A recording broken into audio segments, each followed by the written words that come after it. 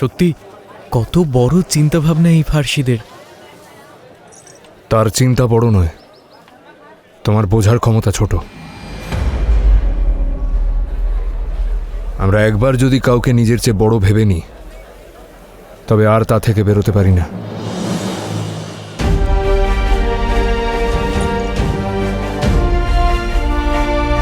সংস্কৃতি যদি নষ্ট করতে হয়, তবে ভাবনা নষ্ট করে দিতে হয়।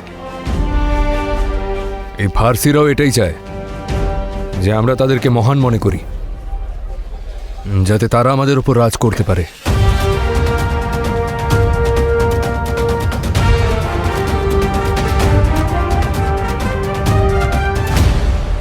রণক্ষেত্রে জেতার আগে অত্যন্ত আবশ্যক যে আমরা শত্রুর মনোবলকে হারিয়ে দিই।